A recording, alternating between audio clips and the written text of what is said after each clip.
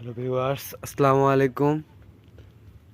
আমার বাগানে একটা সমস্যা দেখা দিছে, গাছের পাতা হলুদ হয়ে যাচ্ছে, প্লাস কলা এখন বের হচ্ছে। কলার অবস্থা দেখতে পাচ্ছেন, কলা গাছের যে ফানাটা খুব ছোট হয়ে বের হয়েছে এবং অনেক গাছ লাল হয়ে যাচ্ছে এবং পাতা পুড়ে যাচ্ছে। অনেক প্রকার বীজ দেওয়া হয়েছে, ছত্রাকনাশক, কিন্তু ফল পাওয়া যাচ্ছে না। মাটির অবস্থা দেখতে পাচ্ছেন, মাটিতে পানি আছে, ড্রেন খুঁড়ে দেওয়া হয়েছে, পানি বৃষ্টির সময় বের হয়ে চলে যায় এই পাশ দিয়ে।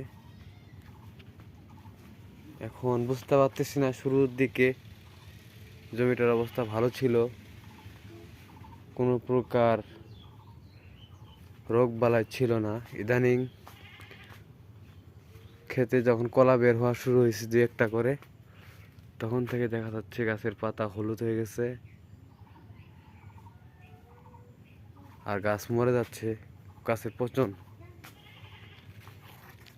এখন বুঝতে পারতেছি না এটা কিভাবে থামানো যায়। সম্ভবত মানুষের কাছে শুনছিলাম এটা একটা পানামা রোগ। পানামা রোগ হলে এরকম হয়ে যায় গাছের অবস্থা, এবং বলা যায় ভাইরাস।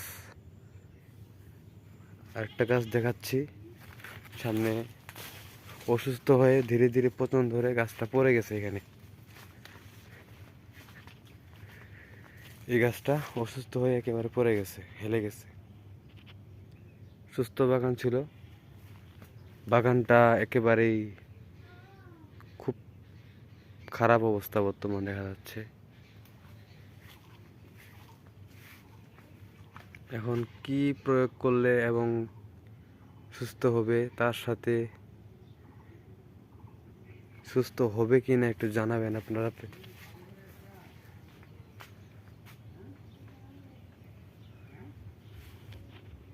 বুঝতে পারতেছি না, সবাই একটু দোয়া করবেন।